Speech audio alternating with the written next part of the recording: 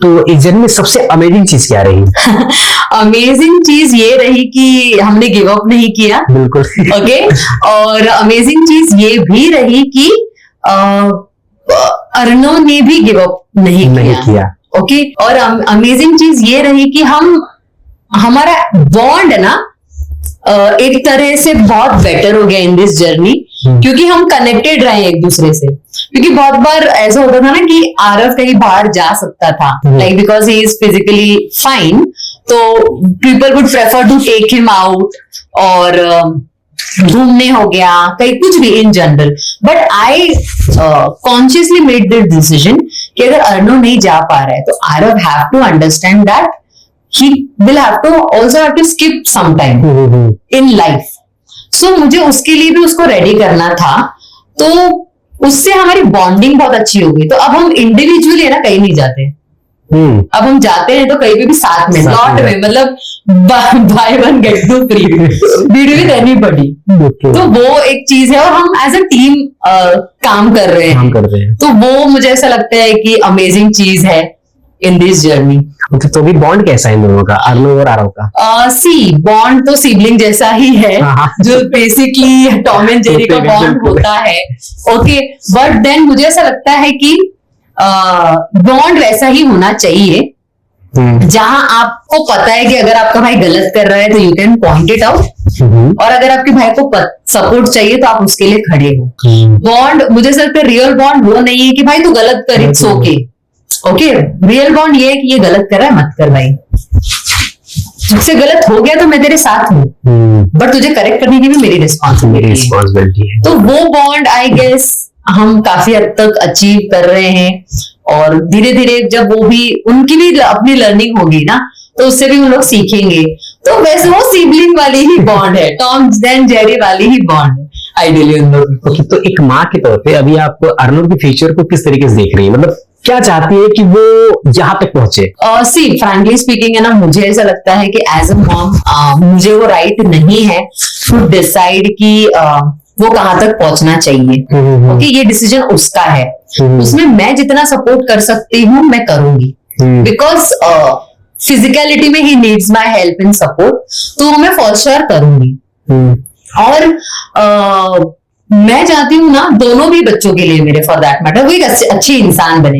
वो career wise क्या बनते हैं आई थिंक वो लिखा के लाए हैं, तो उसमें मुझे मेहनत नहीं करना है। बिल्कुल। तो वो एक अच्छा इंसान बने, और एक्चुअली ये कलयुग है, तो किसी का अच्छा एक्स्ट्रा करने ना जाए, दैट इज ओके, बट किसी का बुरा करने से पहले सोचे। ओके, तो मैं उनको ये भी ट्रेनिंग नहीं दे रही हूँ कि अरे अपना छोड़ो दूसरे का भला करने जाओ, बिल्कुल भी नहीं।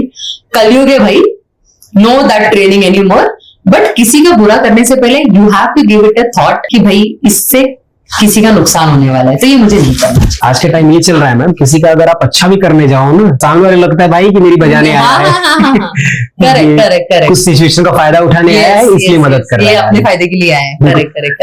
तो मैम आपका तो रहा, बट आपकी जैसी सिचुएशन में कई सारी और मदर होंगी जो बीच में ही गिव अप कर देती होंगी, तो उनके लिए क्या मैसेज रहेगा आपका? सी एक्चुअली आई अंडरस्टैंड कि आप लोग गिव अप कर रहे हो तो काफी पेन में होंगे, आप भी और आपके बच्चे भी, बट मुझे ऐसा लगता है ना this journey is worth it. तो आप प्लीज गिव अप नहीं करिएगा टिल योर लास्ट ब्रेथ। अगर डिसाइड कर लिया ना कि मुझे गिव अप नहीं करना है, ट्रस्ट मी, जर्नी कितना भी डिफिकल्ट हो ना, आप इसको फॉर श्योर जियोगे, तो गिव अप मत करिए। बिल्कुल मैम, इस कंडीशन में आपको क्या लगता है कि गवर्नमेंट को सपोर्ट कर रही है ऐसे बच्चों के लिए? सी कैसा होता है ना, मेरे केस में बाय गॉड्स ग्रेस टचवुड, और बिकॉज फिनेंशियली मेरे हस्बैंड ने मेक श्योर किया है कि इसके डेवलपमेंट में कोई कमी नहीं आनी चाहिए। हमें किसी हेल्प की जरूरत अभी तक नहीं पड़ी, बट ये मेरा बहुत इंपॉर्टेंट कंसर्न है कि ऐसे कंडीशन किड को मेडिक्लेम में कवरेज नहीं है। Okay, so we have a mediclaim, but उसमें Arnav is not covered. Yeah so see I understand कि इंश्योरेंस कंपनी एक स्ट्रैटेजी से वर्क करती है, बट और ये डिसीज नहीं है, ये कंडीशन है, so it makes it restrictive to cover. Okay, but मेरा सिर्फ ये आपके पॉडकास्ट थ्रू मैं सिर्फ ये रिक्वेस्ट करना चाहूंगी कि आप ऐसा कोई प्रोविजन करो जहां पे जो सर्जरीज होती है ना बच्चों की, एटलीस्ट वो कवर हो जाए। ओके, आप फिजियोथेरेपी कवर मत करो, ठीक है, बट अभी like for example for them air force जो बनते हैं, स्पेशल शूज बनता है, इट चार्जेस अराउंड 11 to 15,000। और वो शूज कोई भी बच्चा ऐसा होता है कि आप उसको बहुत बड़ा नहीं बना सकते, it has to be perfect size. Okay, और वो 6 महीने से ज्यादा बच्चा नहीं डाल सकता। हाँ, तो साल में 30,000 सिर्फ जूते में जाते हैं। और ये फिजियोथेरेपी भी चीप नहीं होती है, minimum it starts with 1,000 rupees per session, और फिर वो साइमल्टेनियसली बढ़ता जाता है डिपेंडिंग अपॉन द केस कि क्या क्या फिजिकल चाहिए, ऑक्यूपेशनल चाहिए, स्पीच चाहिए। तो आई अंडरस्टैंड कि जो फिजियोथेरेपी का कॉस्ट है may be is not feasible for the insurance company to cover, and that is fine, but my point is कि जब कोई सीवियर अर्नो के केस में भी अगर उसका मसल ग्रो नहीं कर रहा है ना, तो हमको सर्जरी करानी पड़ेगी। तो हम सडनली, और वो कोई कम अमाउंट नहीं होगा, तो हम कहाँ जाएंगे सडन पैसा रेस करने के लिए। तो ऐसे में देयर आर फ्यू एजेंसीज या एनजीओ आप बोल सकते हो जो फंड रेस करते हैं, बट अगर वो फंड रेज नहीं कर पाए तो मेरे बेटे की सर्जरी नहीं होगी। Correct. See family of course if we are really blessed तो फैमिली इन सब चीजों में सपोर्ट करती है, बट अनफॉर्चुनेटली ऐसे भी काफी सारे लोग हैं जिनको फाइनेंशियली नहीं सपोर्ट मिलता है ना फैमिली से, तो उनका क्या मतलब, तुम उनके बच्चे फिर ऐसे ही रहे, वो चाहकर भी कुछ नहीं कर पाएंगे, बिकॉज हो सकता है कि उस सर्जरी से उसकी लाइफ बदल जाए, बट वो नहीं करवा सकते वो सर्जरी।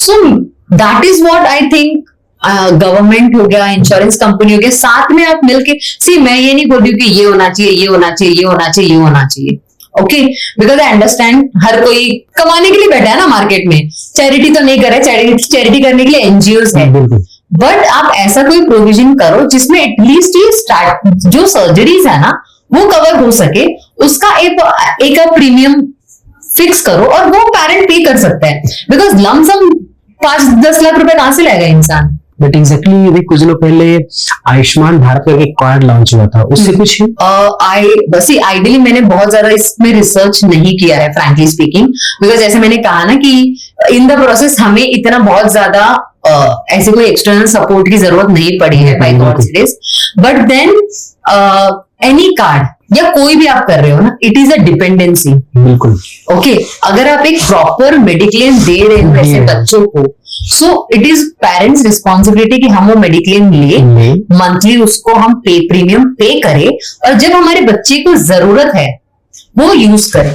अब इसमें तो मेरा बेटा बाद में भी कभी मेडिक्लेम नहीं ले सकता for his family, ideally husband की इसमें फैमिली कवर होती है ना, तो मेरे बेटे के लिए तो वो भी प्रोविजन नहीं है, तो वो क्या करेगा। बिल्कुल।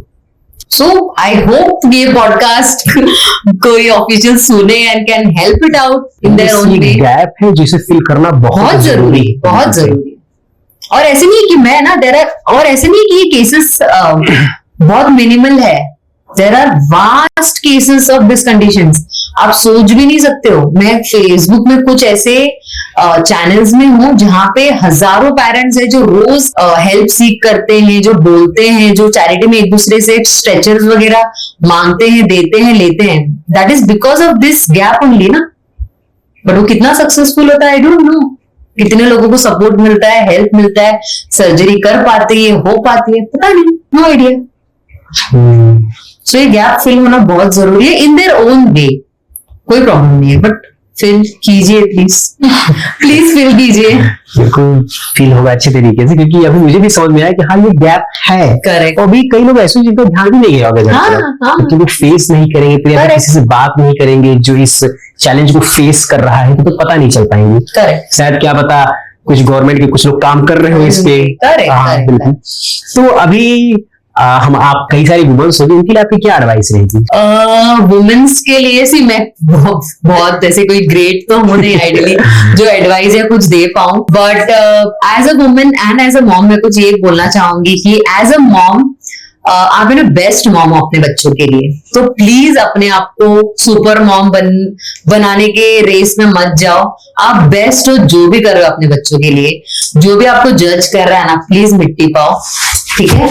आपको पता है कि आप क्या बेस्ट कर रहे हो अपने बच्चों के लिए ना, trust your self.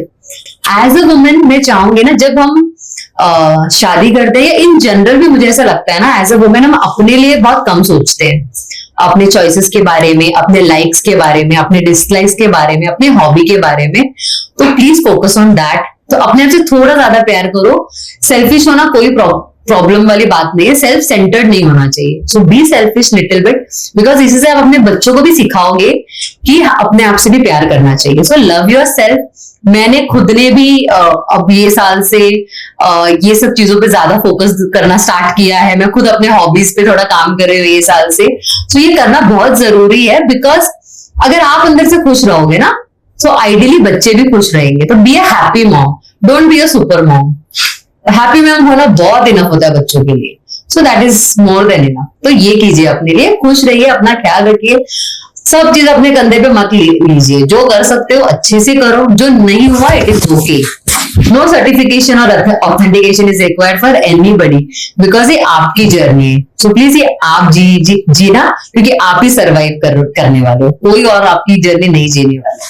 So you have the right to do everything you can do. बिल्कुल, और सामने वाले को खुश करने जाएंगे, नहीं कर सकते, हम अपनी खुश भी बर्बाद कर नहीं कर सकते, नहीं कर सकते। आप किसी को नहीं खुश कर सकते हो। तो अपने आप को करो बस। जो भी इम्प्लीमेंट करना है खुद पे करो, खुद पे करो। Yes yes yes. Thank you so much ma'am, काफी अच्छा लगा एक तरीके से।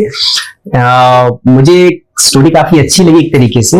एक माँ के बारे में पता चला कि हाँ इस तरीके से भी जा सके हम। और ये जो पॉडकास्ट भी देख रहे होंगे, कई सारी माएँ होंगी जो खुद को ही सोच रही होंगी कि मैं ही एक अकेली हूँ, मुझे ऐसा क्यों मिला।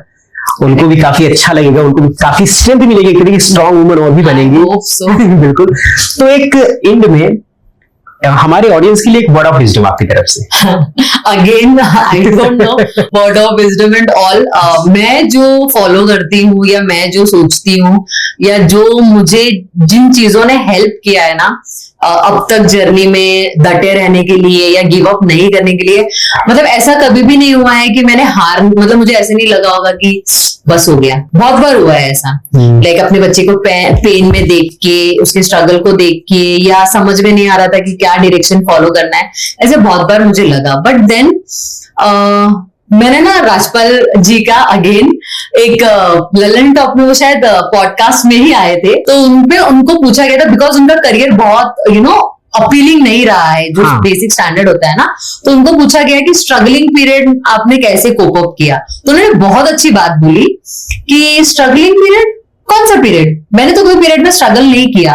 तो जो उनका इंटरव्यू ले रहे थे वो थोड़े से अचंभे में आगे कि ऐसे क्यों बोल रहे हैं। सो देन ही सेड कि देखो स्ट्रगलिंग तो वो होता है ना कि मैं भूखा हूं बट खा नहीं पा रहा हूं, खाना नहीं है मेरे पास, ऐसा कभी नहीं हुआ। चलना चाहता हूं, चल नहीं पाया, okay.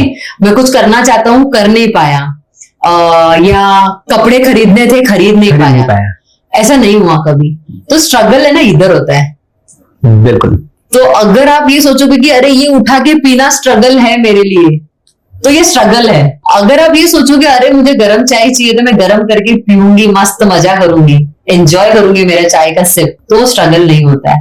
So that is very true. Struggle सिर्फ इधर होता है। हर कोई अपने लाइफ में ना अपने अपने चैलेंजेस से जूझ रहा होता है, ज्यादा कम। लोगों को शायद लग रहा होगा कि अंबानी बहुत खुश है, हैप्पी है, बहुत पैसे हैं उनके पास, बट उनका स्ट्रगल उनको पता है। Okay, so struggle is a part of life. उसको आप कितने स्ट्रांगली एक्सेप्ट करते हो ना, वो इम्पोर्टेंट है। और मुझे ना और एक चीज लगती है दीपेश, कि भगवान जो भी डिवाइन पावर पे आप बिलीव करते हो ना, वो आपको उतने ही लेवल का स्ट्रगल देते हैं जो उनको पता है कि आप कोप अप कर लोगे। बिल्कुल, हमेशा, ठीक है। उससे एक्सट्रीम आपको ऐसा लगता होगा कि अरे दिस इज एंड, बट नहीं है। Trust him, and when your plan is not working out ना, trust that he is planning something for you. तो उनपे आप, अगर आप किसी भी डिवाइन पे ट्रस्ट करते हो तो, या मानते हो या फॉलो करते हो ना, तो आपको उनपे ट्रस्ट करना चाहिए कि वो मेरे लिए कुछ अच्छा प्लान कर रहे हैं। तो मैं मेरे लिए हमेशा ये बोलती हूँ कि everybody set goal for themselves and try to achieve it. For me my God has set a goal and I am trying to achieve it every single day. तो यही मेरा वर्ड ऑफ विजडम है जो मैं follow कर रही हूँ। तुम और कुछ स्पेशल नहीं है मेरे पास। बिल्कुल, आज के पॉडकास्ट से ये समझ में आया की जो स्ट्रेंथ होती है वो लाउड नहीं होती है, बल्कि रोज के छोटे छोटे एफर्ट्स में छुपी होती है। करेक्ट। काफी अच्छा लगा बात करके मैम। अभी तो हम जो अगला पॉडकास्ट है वहां पे भी काफी चीजें हम कवर करेंगे, कुछ गवर्नमेंट को भी लेके, ऐसे बच्चों के लिए हम क्या और कर सकते हैं, या फिर आपका भी और कब तक का एक्सपीरियंस कुछ और हो सकेगा। और भी उस समय कुछ और कंडीशन में रहेंगे, एक अलग क्लास में, एक अलग तरीके से। बाकी थैंक यू सो मच, आप यहाँ आए, अपना टाइम दिया आपने हमें। बाकी ये स्टोरी आप भी जब देखेंगे तो आपको काफी अच्छा लगेगा। बाकी जो भी इस पॉडकास्ट को देख रहे हैं माए हैं, तो मेरा भी बस यही रहेगा कि खुद पे बिलीव कीजिए और आगे बढ़ते रहिए। बाकी एक बार ये पॉडकास्ट देख लीजिएगा, बिलीव अपने आप हो जाएगा। Thank you so much. मैं भी थैंक यू बोलना चाहूंगी कि आपने मुझे अपॉर्चुनिटी दिया। सी स्टोरीज शेयरिंग और बहुत इंस्पायरिंग ऐसी कोई बात नहीं है, बट बात ये होती है ना कि जब लोगों को ये लगता है ना कि everybody have their own challenges and everybody is trying to cope up, वो एक हिम्मत मिलती है आपको भी। करेक्ट। तो मैंने जो दो तीन नाम मेंशन किया है, जो मैंने पॉडकास्ट या इंटरव्यूज या वीडियोस देखे ना, that itself give me a boost कि हाँ इस चीज को इस तरीके से भी देख सकते हैं। तो हर किसी के लिए वैसे ही वर्क करता है, तो वो वैसे ही वर्क करेगा। तो मैं थैंक यू बोलना चाहूंगी कि आपने मुझे अपॉर्चुनिटी दिया जहां मैं अपने जर्नी के बारे में आपसे बता पाऊं और मेरे बेटों के बारे में बता पाऊं। और ऑल्सो एक चीज मैं यहाँ पे ऐड करना चाहूंगी इज बिकॉज मुझे दोनों बेटे हैं, मैंने लोगों से सुना है कि एक बेटी कर लो या एक बेटा एक बेटी होनी चाहिए थी, ट्विंस है इसलिए एंड ऑल, बिकॉज लड़के इमोशनल नहीं होते, हाउस होल्ड काम नहीं करते, आपको हेल्प हो जाएगी अगर बेटी होगी तो मैंने हमेशा उनको ये सोचा था मेरे दिमाग में कि मैं अपने बेटों को ही बेटी की तरह ही पालूंगी, बिकॉज ये बहुत हो गया था ना कि बेटियों को बेटे जैसा पालना है। ओके, बट मतलब मुझे कोई जेंडर ये नहीं करना है, बट मैं उनको भी उतना ही रेस्पॉन्सिबल बनाऊंगी बिकॉज ये सेल्फ सर्वाइवल के लिए बहुत इंपॉर्टेंट है। तो मेरे बेटे अगर मैं रोती हूं तो वो रोते हैं, तो अगर आप चाहो तो मेल इमोशन दिखा सकते हैं, आपको सिखाना पड़ता है। ओके, और घर के काम भी वो लोग एज अ रेस्पॉन्सिबिलिटी लेंगे जब आप डालोगे।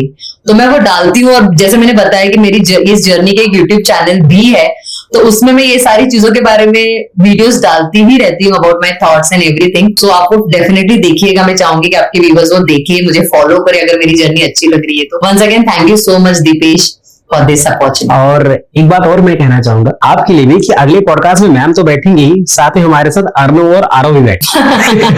श्योर बिल्कुल वो करेंगे, जब भी समय मिलता है अच्छी तरीके से देखते हुए कि हाँ अर्नव कैसा है फिर आरव कैसा है। Done. Thank you so much ma'am. Thank you.